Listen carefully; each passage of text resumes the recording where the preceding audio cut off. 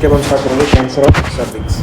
अब इसका most specific clinical feature it is post coital bleeding. Okay, याद रखना है most specific clinical feature is post coital bleeding. बाकी और भी सिम्टम्स होते हैं like irregular menstrual bleeding etcetera, लेकिन most specific is post coital bleeding. It is the second most common cancer in female in India and most common cancer in the female genital tract. अब anatomy of cervix देखते हैं पहले। तो cervix में दो part होता है, endocervix and exocervix. Endocervix जो है it lies close to the uterus. So suppose ये हमारा सर्विक्स है, यहाँ ये यूट्रस। अब ये जो बाहर वाला पार्ट है इट इज़ एक्सो सर्विक्स, और ये अंदर वाला पार्ट है इट इज़ एंडो सर्विक्स।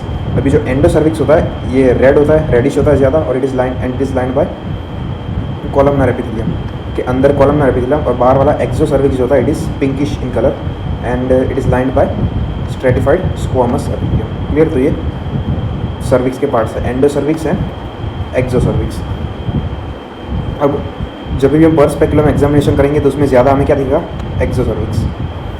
अब इन दोनों के बीच में एक जोन होता है which is transformation zone, which is known as transformation zone. अब इसकी कोई फिक्स्ड लोकेशन नहीं होती, ट्रांसफॉर्मेशन जोन उसकी फिक्स लोकेशन नहीं होती, वो फ्लक्चुएट करता रहता है। ओके, ये हमारा सपोज सर्विक्स है, यहाँ पे फ्लक्चुएट करता रहता है transformation zone. Is originally located at the level of external os. It is a squamo columnar junction. Okay, endo and exo के बीच में होता है transformation zone, squamo columnar junction. It is the point where columnar epithelium of endocervix converts into squamous epithelium of exocervix. It is a dynamic point. It depends on the hormonal influence and age. मतलब ये fluctuate करता रहता है depending on the hormonal level and age. अब ये जो transformation zone है it is metaplastic के यहाँ पे, क्योंकि एपिथेलियम चेंज हो रहा है इसलिए it is a metaplastic zone. ये डिस्प्लास्टिक नहीं है, अगर डिस्प्लास्टिक हुआ देन इट इज़ कैंसरस, लेकिन ये मेटाप्लास्टिक है, it is not pre cancerous. Clear? अगर कोई भी ऑन्कोजेनिक स्टिमुलस होगा तो वो डिस्प्लासिया में कन्वर्ट हो जाएगा, और वहाँ पे हाइपरक्रोमेटिक न्यूक्लियस होगा, increase nucleus cytoplasm ratio, increase mitotic figures, pleomorphism, ये सारे फीचर्स देखने को मिलेंगे। फिर hyperchromatic nucleus, increase NC ratio, mitotic figures, प्लियोमॉर्फिज्म।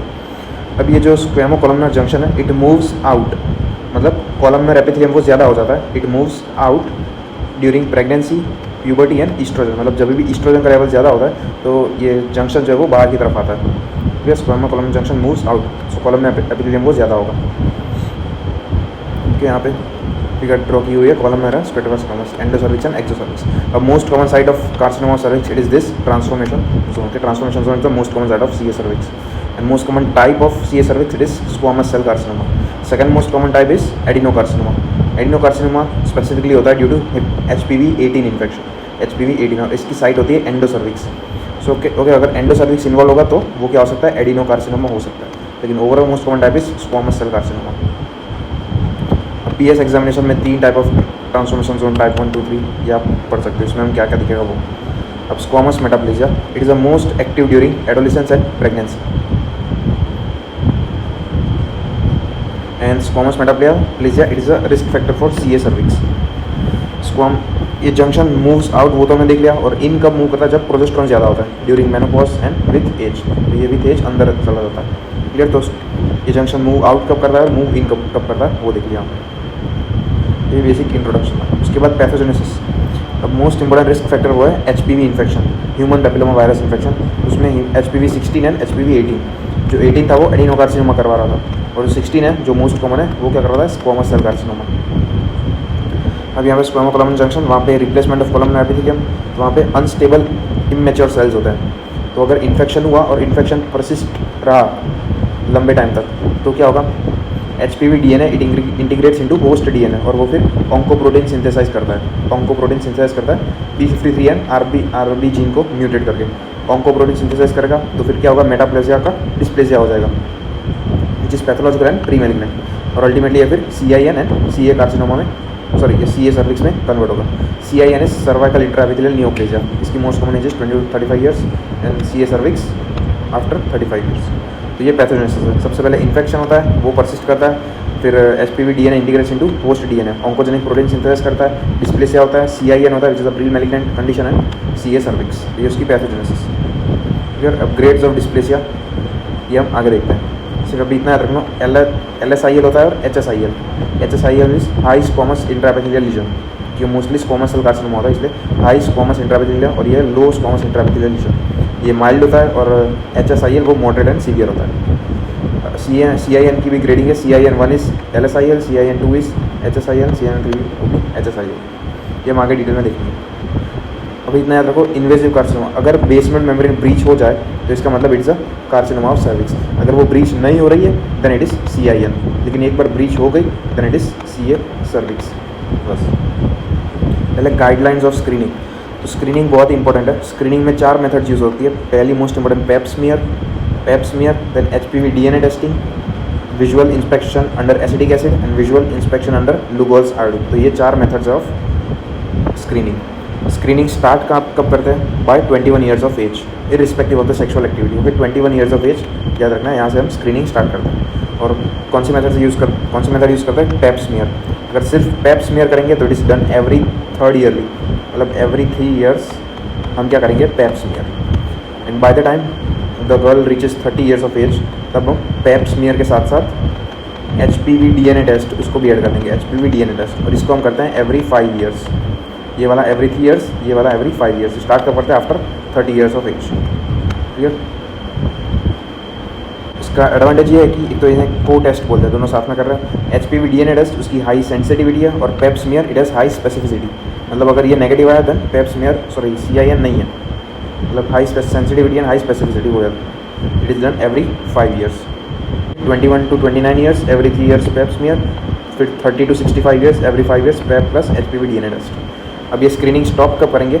After 65 years of age. और एक इंपॉर्टेंट चीज़, if the patient is HIV positive, screening is started as soon as the sexual activity started. अगर 16 ईयर्स से सेक्शुअल एक्टिविटी स्टार्ट हो गई है then तभी से ही स्टार्ट कर देंगे screening. Till 20 years it is done every 6 month and after 20 years it is yearly, मतलब एनुअल स्क्रीनिंग होती है for HIV patient. Clear? Annual screening for HIV positive female. अगर HPV वैक्सीनेशन हो गई है तो भी हम स्क्रीनिंग कंटिन्यू करेंगे एज यूजुअल। स्क्रीनिंग स्टॉप कब करेंगे? After 65 years of age if the pap smear is negative in previous decade, मतलब 10 साल, पिछले 10 साल में वो नेगेटिव है तब तक हम, उसके बाद हम स्टॉप करेंगे। हिस्टेरेक्टोमी हो गई है पेशेंट की तो फिर ये स्क्रीनिंग नहीं करेंगे ऑब्वियसली। तो होपफुली ये स्क्रीनिंग गाइडलाइंस क्लियर हो गई होगी। स्टार्ट कब करेंगे? 21 ईयर्स ऑफ एज, स्टार्ट करेंगे बाय 21 ईयर्स ऑफ एज। कौन सी method? Pap smear every 3 years. फिर आफ्टर 30 ईयर्स उससे स्टार्ट करेंगे हम pap smear plus HPV DNA test every 5 years. Stop अगर HIV पॉजिटिव फीमेल है then screening is done annually. और स्टॉप कब करेंगे हम? आफ्टर 65 ईयर्स ऑफ एज, अगर प्रीवियस डेकेड में पैप स्मीयर नेगेटिव आया तो। और हिस्टेरेक्टोमी हुए तो भी नहीं करेंगे हम। क्लियर? तो ये स्क्रीनिंग गाइडलाइंस। अब मेथड्स ऑफ स्क्रीनिंग देखते हैं। तो HPV test, DNA HPV, VIA, फिर VILI एंड पैप स्मीयर। तो ये 4 मेथड्स हैं। पहला HPV DNA test done after age more than 30 years along with pap smear.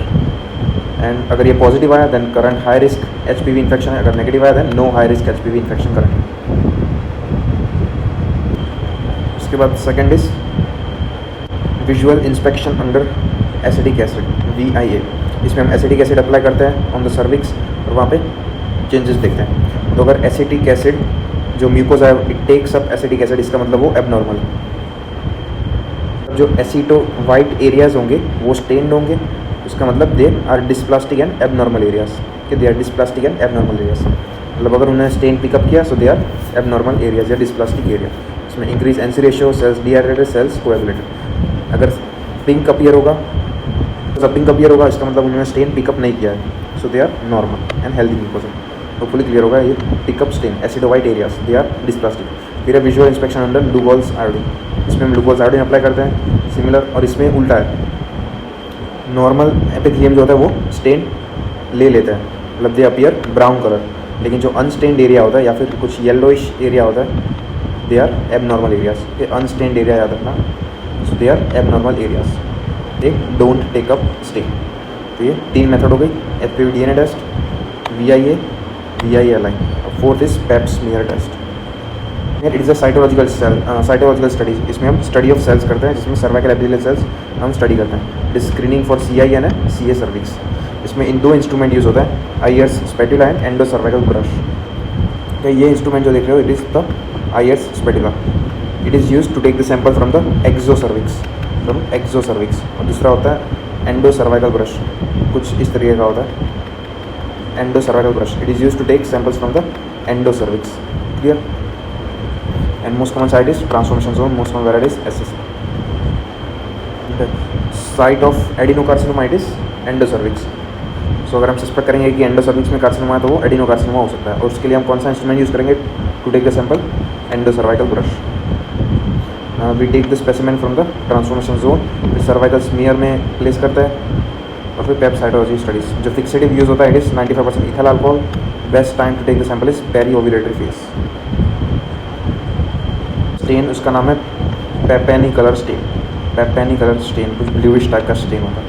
4 cells दिखेंगे, superficial, intermediate, parabasal and basal cells. Clear? Fixative का नाम, best time to collect the sample, site और instruments. It is a liquid based cytology. Instrument use देख लिया हमने, fixative देख लिया. अब पेप स्मीयर रिजल्ट. अब रिजल्ट अगर एबनॉर्मल आया तो फिर हम क्या करेंगे? बायोप्सी ले लेंगे. इसका रिजल्ट कैसे आता है? सो उसके लिए क्लासिफिकेशन है Bethesda system of classification. Bethesda system of classification.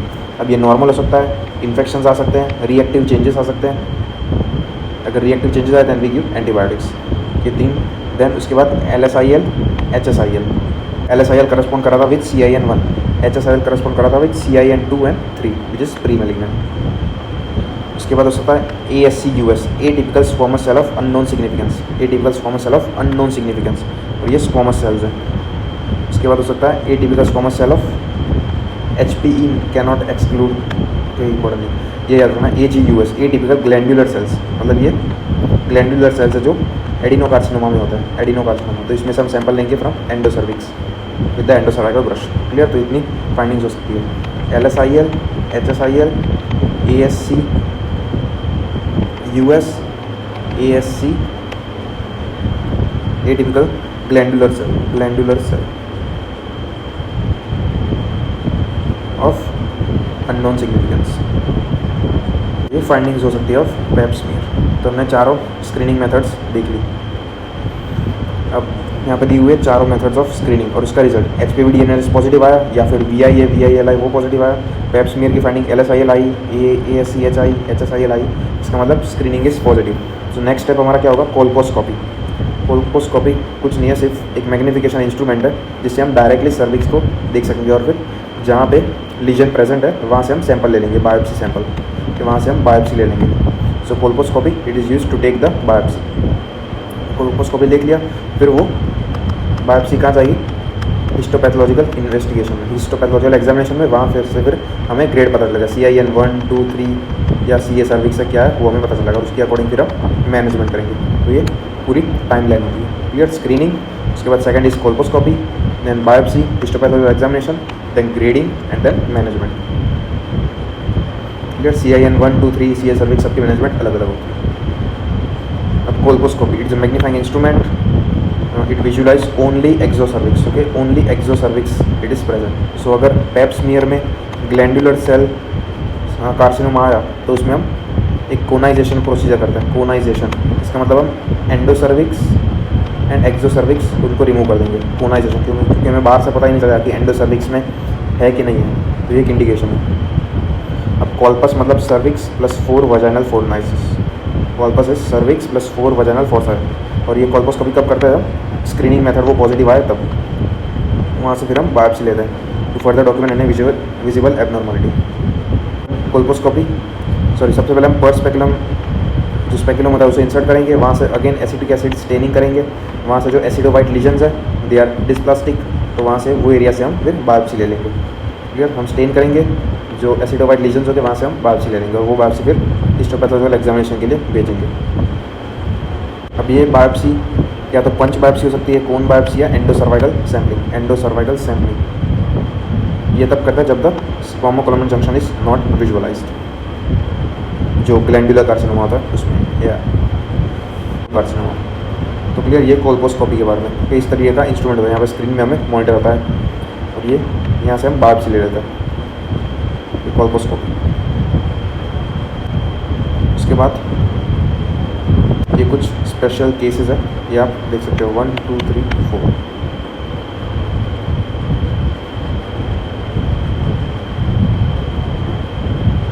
Pep smear is a screening test. It is always followed by definitive diagnostic method like colposcopy and biopsy. Clear? Pap smear is just a screening test. फिर colposcopy हमने भेज दिया report के लिए, report CIN 1, 2, 3 आया. अब CIN 1 आया तो इसमें 1% चांस है कि कैंसर हो सकता है. So it is follow up after 2 years, follow up for 2 years. को टेस्ट इज डन ईयरली. क्या होता है, ये CIN अपने आप ही रिग्रेस हो जाता है. लेकिन अगर 2 साल स्क्रीनिंग करने के बाद भी ये रिग्रेस नहीं हुआ, it persist after 2 years, then हम मैनेजमेंट करेंगे बाय क्रायो एब्लेशन या फिर laser ablation. Initially cryo ablation करेंगे, क्रायोथेरेपी. अगर ये CIN 1 की मैनेजमेंट. अब CIN 2 and 3 उनकी मैनेजमेंट. ये LSIL से करस्पॉन्ड करता है, ये 2 HSIL. पेप स्मीयर की फाइंडिंग ये CIN 2 and 3. एक तो CIN 2 में 5% चांस है, इसमें 12 to 40% चांस. अब 1 and 2 2 and 3 इसमें हम एक्जिस्टनल प्रोसीजर करते हैं, लिप या फिर लिड्स. लिप या फिर लिड्स इसका फुल फॉर्म है loop excisional endometrial loop electrosurgical excision procedure. Loop electrosurgical excision procedure. LLETZ का है large loop excision of transformation zone. चल तो ये फुल फॉर्म है. And is the treatment of choice for all the female with CIN 2 and 3. तो fully clear हो गया. बस CIN 1 में हम पहले फॉलोअप करते हैं, ईयरली स्क्रीनिंग करते हैं. अगर 2 साल के बाद भी it persist then cryoablation. 2 and 3 में excisional procedure LEEP and LLETZ. Preferred one is LEEP. It is the treatment of choice for CIN 2 and 3. और ये तीनों OPD प्रोसीजर्स है. ये तीनों OPD प्रोसीजर्स हैं. साइड इफेक्ट क्रायो एब्लेशन का होता है परसिस्टेंट वाटरी डिस्चार्ज. ये परसिस्टेंट वाटरी डिस्चार्ज. फिर ये इंस्ट्रूमेंट होता है लिप एंड लिड्स का. इस तरीके से लूप होता है जहाँ से हम पूरा ट्रांसफॉर्मेशन जोन हम रिमूव कर देते हैं ये लूप की मदद से. It cuts and coagulates at the same time. So tissue can be removed up to the depth of 10 mm and sent for the histopathology. So they are diagnostic and therapeutic procedures. कि यहाँ से हमने remove कर दिया transformation zone को और इसके बाद हम इसे रिपोर्ट के लिए भेजते हैं हिस्टोपैथोलॉजिकल एग्जामिनेशन के लिए. So it is diagnostic and therapeutic procedure. No bleeding and better than cryo ablation. फिर कोन बायोप्सी इसमें क्या करते हैं हम, कोन शेप्ड रिमूव कर देते हैं. एक्सो सर्विक्स भी आ गया और एंडो सर्विक्स भी आ गया और ट्रांसफॉर्मेशन जोन भी आ गया. तीनों पार्ट रिमूव हो जाता है. ये भी डायग्नोस्टिक है एंड थेराप्यूटिक OT प्रोसीजर है done under general anaesthesia. Biopsy must include endo cervix, exo cervix and transformation zone. Complication इसकी होती है bleeding and injury to the internal os causing second trimester abortion. यहाँ पे second trimester abortion के chances increase हो जाता है क्योंकि स्टीनोसिस फॉर्म हो जाता है इसलिए. इंडिकेशन इसकी 5 इंडिकेशन है. तो लीप या फिर लिड्स इज़ प्रीफर्ड, लेकिन 5 इंडिकेशन है जिसमें cone biopsy is preferred. If there is discrepancy in the report between pap smear and colposcopy, तो कोल्पोस्कोपी की रिपोर्ट अलग आ रही है और पेप स्मीयर की अलग आ रही है, तो भी हम कोन बायोप्सी कर देंगे. अगर माइक्रो इन्वेजिव कैंसर सर्विक्स है तो भी हम कर देंगे. अगर कोल्पोस्कोपी रिजल्ट्स आर अनसेटिस्फैक्ट्री या फिर transformation zone is not visible entirely, इसका मतलब cancer has move to endocervix, तो तभी भी हम कोन बायोप्सी कर लेंगे. एंड सस्पेक्ट एडिनोकार्सिनोमा सर्विक्स जो एंडो सर्विक्स में होता है तो भी हम कोन बायोप्सी करेंगे. And endo cervical curettage positive in HSIL. फिर एंडो सर्वाइकल क्यूरेटासिस पॉजिटिव. तो ये सारी इंडिकेशंस ऑफ कोनाइजेशन या कोन बायोप्सी यहाँ पर भी सेम लिखी हुई.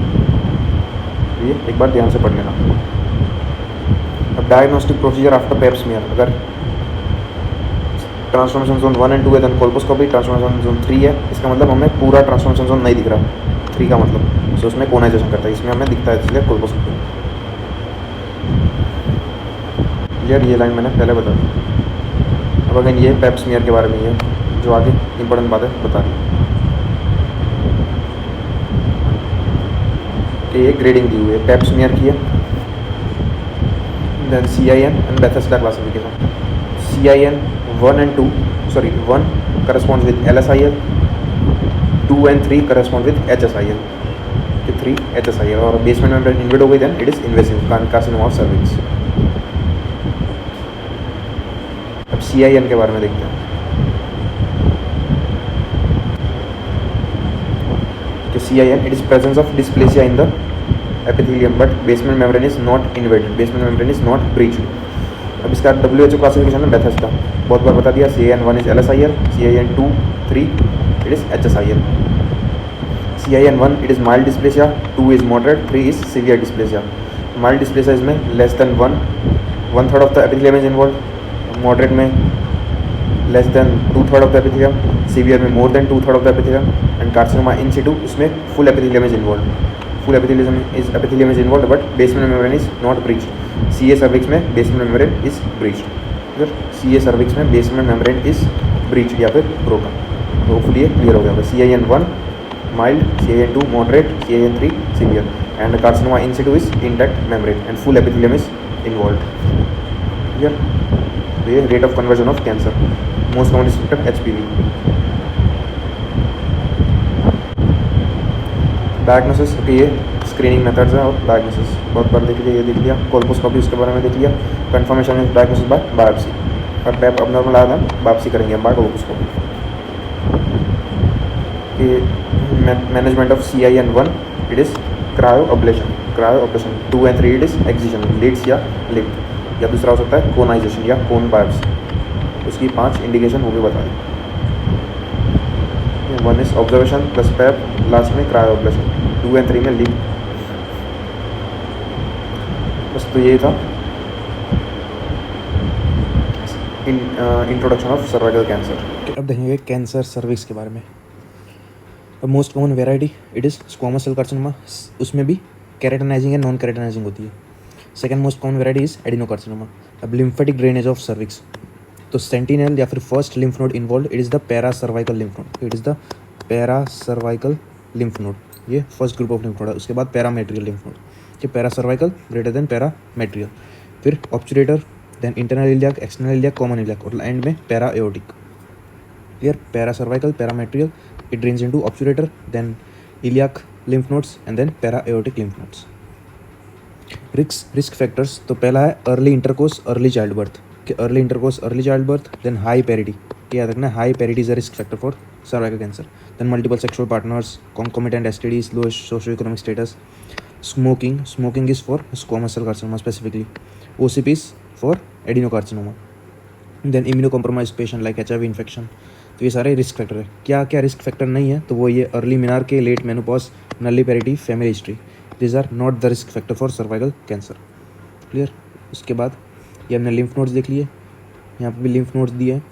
उसका निमोनिक है HOPS, HOPES, hypogastric, obturator, paracervical, parametrial and uterine, then external iliac and sacral, कि लेकिन ऑर्डर वाइज ये। क्लियर? उसके बाद अब लिम्फ नोड जो है वो it indicates poor prognostic factors, advance stages में para aortic lymph nodes involve हो जाते हैं। And staging is primarily clinical by per vaginal and per rectal examination, okay, per vaginal per examination. Most common route of spread is lymphatic followed by haematogenous, and most common site of metastasis it is lungs. Staging में lymphovascular space invasion भी देखते हैं कि वो involve हुआ है कि नहीं। लिम्फोवास्कुलर स्पेस अगर इन्वॉल्व हुआ है then it is a poor prognostic marker again. अब क्लिनिकल रिप्रेजेंटेशन, तो सिम्टम्स क्या क्या होंगे? एक तो most common is irregular vaginal bleeding followed by post coital bleeding, और जो post coital bleeding it is the most specific symptom, लेकिन most common is irregular vaginal bleeding. अब ऐसे कोई भी फीमेल आई complaining of post coital bleed, तो हमारा नेक्स्ट मैनेजमेंट क्या होगा स्टेप? तो पर speculum examination to rule out other cause like polyp, cervicitis, ectropion. तो first step is per speculum examination, वो नॉर्मल हुआ देन हम पेप स्मीयर करेंगे। पेप स्मीयर अगर अब नॉर्मल आ रहा है कोल्पोस्कोपी, और वहाँ से फिर स्पेसिमेन हम हिस्टोपैथोलॉजिकल एग्जामिनेशन में ले भेजेंगे। उसके बाद CIN है या फिर कैंसर वो पता चलेगा, और उसके अकॉर्डिंग हम मैनेजमेंट करेंगे। ये तो ये टाइम लाइन होती है। अब अगर female of reproductive age group I with post quartile bleeding and visible growth, कि अगर विजिबल ग्रोथ है देन हम डायरेक्ट पंच बायोप्सी कर लेंगे। विजिबल ग्रोथ है देन पंच बायोप्सी, और साथ में अगर एबनॉर्मल लुकिंग सर्विक्स है देन पंच बायोप्सी के साथ साथ हम एंडो सर्वाइकल क्यूरेटाज भी करेंगे, क्योंकि जो एडिनोकार्सिनोमा है वो एंडो सर्विक्स में ज़्यादा कॉमन होता है, इसलिए हम एंडो सर्वाइकल क्यूरेटाज करेंगे ताकि वहाँ से भी सैंपल मिल सके। क्लियर? अगर विजिबल ग्रोथ है देन पंच बायोप्सी, अगर एबनॉर्मल लुकिंग सर्विक्स है then punch biopsy plus endocervical curettage. Abnormal looking cervix क्या हो सकता है? या तो बैरल शेप्ड सर्विक्स हो, thick indurated cervix and firm cervix, तो ज़्यादा एबनॉर्मल लुकिंग सर्विक्स, इस केसेस में हम एंडो सर्वाइकल क्यूरेटाज करेंगे। और most common risk factor it is HPV infection, तो याद रखना HPV infection. Most common route of spread is lymphatic, most common site of haematogenous spread is lungs followed by ovary. Bony metastasis is rare, ovaries भी rarely involve होती है। अब as cervical cancer में हम ओवरेक्टोमी नहीं करते हैं, क्योंकि ओवरीज हम रिमूव नहीं करते हैं, no need of removal of ovaries, क्योंकि ये बेसिकली यंग फीमेल्स में ज़्यादा होता है, इसलिए हम ओवरीज रिमूव नहीं करते। And most important prognostic factor in cancer cervix is staging. Most important prognostic factor it is staging followed by lymph node involvement. Investigation, सारे इन्वेस्टिगेशन हम कर सकते हैं, ये सारे इन्वेस्टिगेशन करेंगे। MRI is the preferred choice for tumour size, tumour extension and parametrial involvement. CT scan हम करेंगे for lymph node involvement and metastasis. Clear? MRI for tumour size, tumour extension and parametrial involvement. CT scan for lymph node involvement and distant metastasis. Best test for lymph node assessment is PET scan. PET scan कि हमारा pelvic side wall है, बीच में पैरामेट्रियम, यहाँ ureter पास हो रहा होता है, और ये हमारा सर्विक्स। अब staging of cancer of cervix, तो 4 स्टेज है। Stage 1 is cancer is limited to the cervix. Stage 2 is cancer spreads to the upper 2/3 of the vagina. Stage 3 is cancer involves lower 1/3 of the vagina. And stage 4 is metastasis. Clear? Basic clear हो गया। उसके बाद stage 1, उसमें 1A है और 1B है। 1A is micro invasive, मतलब less than 5 mm deep. Stage 1B it is macro invasive, more than 5 mm deep. Clear? तो 1A micro invasive less than 5 mm deep, 1B is macro invasive more than 5 mm deep. अब 1A में A1 and A2, A1 is less than 3 mm deep, A2 is 3 to 4 mm deep. Clear? तो ये 1A है जो वो depth इसमें पता चलती है हमें। 1B जो है, एक तो वो macro invasive more than 5 mm deep, तो क्लियर उतना। उसमें उसके बाद हम 1B1 1B2 उसमें हम साइज़ देखेंगे।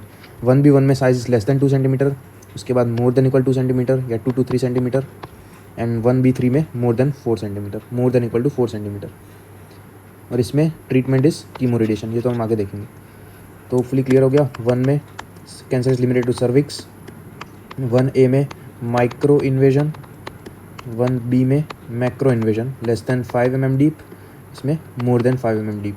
इसमें 1A1 A2 A3, इसमें less than 3 mm deep, 3 to 4 mm deep, इसमें A2 है। फिर 1B1, इसमें less than 2 centimetre, 2 to 3 centimetre, and more than equal to 4 centimetre. तो ये स्टेज 1।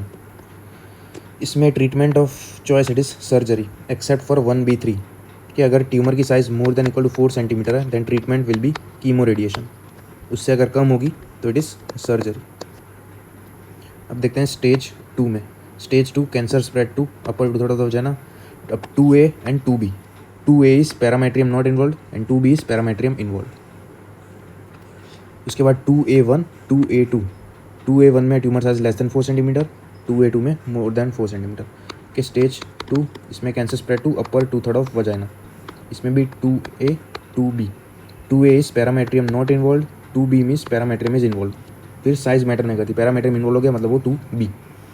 फिर 2A में साइज डिपेंड करती है, इसमें 1 is less than 4 centimetre, 2 is more than 4 centimetre. Clear? सब में treatment is chemo radiation except 2A1 जहाँ पे सर्जरी कर सकते हैं क्योंकि साइज लेस देन 4 सेंटीमीटर है। उसके बाद stage 3। Stage 3 cancer involve lower 1/3 of vagina. अब इसमें भी 3A B C। A में pelvic side wall not involve, B में pelvic side wall is involve, and C में लिम्फ नोड्स आर इन्वॉल्व। ये फिर से A में pelvic side wall is not involved, B में pelvic side wall is involved and C में lymph nodes are involved. Clear? 2 इसमें C में फिर 1 है and 2. 3C1 is pelvic lymph node involvement and 3C2 is para aortic lymph node involvement. Clear? ये ज़्यादा advance stage. अब last आता है 4। 4 में भी 4 मतलब मेटास्टेसिस। और स्टेज 3 क्या था? Lower 1/3 of vagina.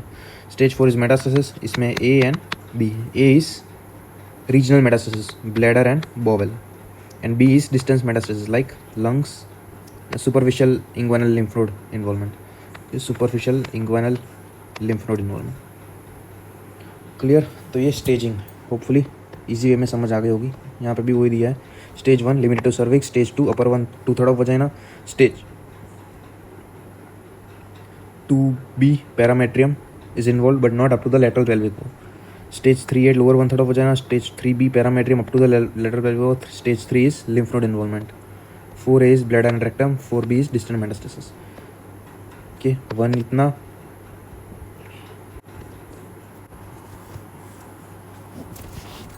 2A में अपर two third of the वजाना is involve. उसके बाद हम साइड में जाएंगे. एक हमने नीचे चला गया, फिर हम साइड में जाएंगे. Parametrium is involve but not the lateral pelvic wall, तो वो 2B होगा. फिर वापस 3 में हम वापस नहीं जाएंगे. 3A में lower one third of the vagina. फिर वापस साइड में जाएंगे, उसमें lateral pelvic wall is involve 3B. और 3C में लिम्फ नोड इन्वॉल्वमेंट. क्लियर. फिर से एक बार. Stage 1 limited to the cervix. Stage 2A upper two third of vagina. Stage 2B parametrium is involve but not to the lateral pelvic wall.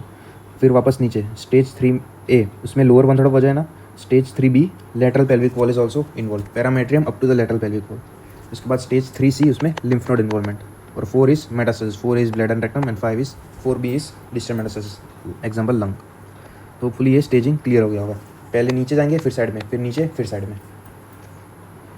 अब most common cause of death in CA cervix is uraemia या फिर renal failure. के renal failure या uraemia. क्यों? क्योंकि laterals, ये जो पैरामेट्रियम होती है यहाँ पे यूरेटर रन कर रहा होता है. तो कैंसर का ग्रो होगा तो यूरेटर ब्लॉक होगा, तो उसके वजह से बैक प्रेशर जाएगा, लीडिंग टू हाइड्रोनेफ्रोसिस और ultimately renal failure and uraemia. तो इसलिए most common cause of death is in CA cervix is uraemia या फिर renal failure. Second most common cause is haemorrhage या ब्लीडिंग. सिस्टोस्कोपी में हमें bullous oedema दिखेगा of the bladder. It is sign of lymphatic obstruction. Lymphatic obstruction. Stage 0 is carcinoma in situ या फिर cervical CIN3. उसके बाद मैनेजमेंट देखते हैं. तो management, surgery and chemo radiation both are equally good. लेकिन सर्जरी हम इनिशियल स्टेजेस में ही करते हैं, बाद में it is chemo radiation. Surgery can be done in early stages till stage 2A. याद रखना, size should be less than 4 centimetre. अगर इक्वल टू 4 सेंटीमीटर हुई तो भी हम सर्जरी नहीं करेंगे, देन कीमो रेडिएशन. सो कब तक कर सकते हैं? स्टेज 2A तक. Stage 2A can not be done if size of tumour is more than equal to 4 centimetre. So it is a treatment of choice for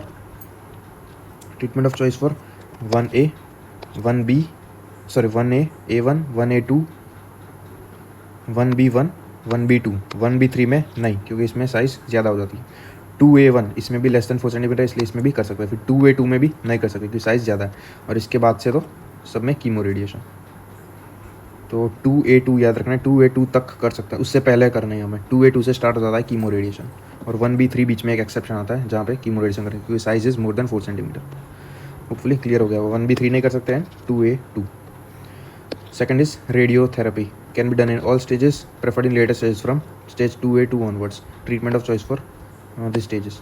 side effect इसका होगा ovarian failure, क्योंकि radiation देंगे तो फिर ovaries उसको भी effect होगा, तो ओवेरियन फेलियर हो सकता है, because ovaries are the most radio sensitive organ.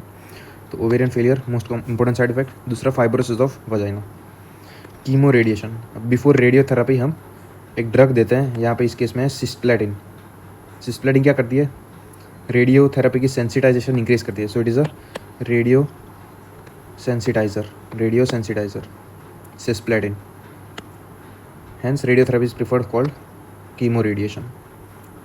Instead of cisplatin 5-fluorouracil also can be given. Clear. तो ये treatment modality, surgery, radiotherapy and chemo radiation. उसमें सिस्प्लेटिन है या फिर 5-fluorouracil. 2B के लिए मैनेजमेंट इज कीमो रेडिएशन. के 2B में पैरामेट्रियम इन्वॉल्व हो रहा था, इसलिए 2B में पैरामेट्रियम इन्वॉल्व हो रहा था. 2B radiotherapy. अब surgical management of cervix. 2 type की ट्रीटमेंट होती है अलग अलग डिफरेंट पेशेंट्स. यंग में जिसकी फैमिली कंप्लीट नहीं है, एंड ओल्ड में जिसकी फैमिली कंप्लीट हो गई है. स्टेज 1A यंग में हम करेंगे कोनाइजेशन या कोन बायोप्सी. ओल्ड में करेंगे हम टाइप 1 हिस्टेक्टोमी, जिसमें total abdominal hysterectomy plus bilateral salpingo ovarectomy. की फैमिली कंप्लीट है इसलिए ओवरीज भी रिमूव करेंगे. सो टाइप 1 हिस्टेक्टोमी में क्या आता है? Total abdominal hysterectomy plus BS, और lymph node dissection is not needed. फिर stage 1A with lymphovascular invasion, lymphovascular space invasion, या स्टेज 1A2. यंग में हम रेडिकल ट्रैकिलेक्टोमी करेंगे. रेडिकल ट्रैकिलेक्टोमी इसका मतलब इसमें हम क्या रिमूव करते हैं? Removal of cervix with the entire parametrium. Removal of cervix with the entire parametrium, वो radical trachelectomy. Uterine arteries ligated के इंपॉर्टेंट नहीं है, सिर्फ इतनी डेफिनेशन याद रखनी है. सो 1A विथ लिम्फोवास्कुलर इन्वॉल्वमेंट या 1A2, उसमें हम रेडिकल ट्रैकिलेक्टोमी करेंगे. 1B1 उसमें भी रेडिकल ट्रैकिलेक्टोमी. 1B2 उसमें फिर हिस्टेरेक्टोमी करेंगे, टाइप 3 हिस्टेरेक्टोमी। 281 उसमें भी टाइप 3 हिस्टेरेक्टोमी। ओल्ड में स्टेज 1 इसमें वर्धाइम्स या modified radical hysterectomy, type 3 radical hysterectomy. Clear? तो ये सिर्फ याद रखना है। और 1A1 विथ लिम्फोवास्कुलर्स, इसके बाद से हम लिम्फ नोड डिसेक्शन भी करेंगे। सिर्फ पहले स्टेज में इट इज़ नॉट नीडेड, बाकी हम pelvic plus paraaortic lymph node dissection कर देंगे। बस होपफुली ये क्लियर हो गया होगा कि 1B2 उसमें ट्यूमर साइज थे 2 to 3 सेंटीमीटर। इसमें इम्पोर्टेंट है हम बच्चा है कि नहीं है वो मैटर नहीं करता, हमें फीमेल की लाइफ मैटर करती, इसलिए हम इसमें भी हिस्टेरेक्टोमी कर लेंगे। बाकी 1B1 तक tumour size less than 2 centimetre होती है, तब तक हम रेडिकल ट्रैक्टिलेक्टोमी करेंगे। 2 से ज़्यादा होगी है देन हिस्टेरेक्टोमी। होपफुली ये क्लियर हो गया होगा। सेंटिनेंटल लिम्फ नोड बायोप्सी करेंगे to assess the lymphatic spread by injecting a blue dye. अगर during radical hysterectomy grossly positive आता है lymph node, then surgery is abandon and whole pelvic radiation plus brachytherapy and chemotherapy is done. अगर not grossly positive then surgery is done and post operative chemotherapy is given. और ये types of radiotherapy है, brachytherapy and teletherapy. Brachytherapy में इंट्राकैविटरी therapy होती है, मतलब हम cavity के अंदर रेडिएशन का सोर्स रखते हैं, रेडियो एक्टिव सोर्स, वहाँ से फिर रेडिएशन देते हैं। टेलीथेरेपी में बाहर से सोर्स यहाँ पे अंदर देते हैं। तो ये टेलीथेरेपी में साइड इफेक्ट्स ज़्यादा आते हैं क्योंकि बाहर की दूसरी ऑर्गन्स या दूसरी साइड में भी स्प्रेड हो सकता है radiation. Clear? Inside the body it's outside the body. Dose याद रहे तो याद रख सकते हो। Supervision lymph node not in the pelvic radiotherapy C cervix. Management during pregnancy, ये सिर्फ पढ़ सकते हो आप स्क्रीनशॉट लेके। तो ये था पूरा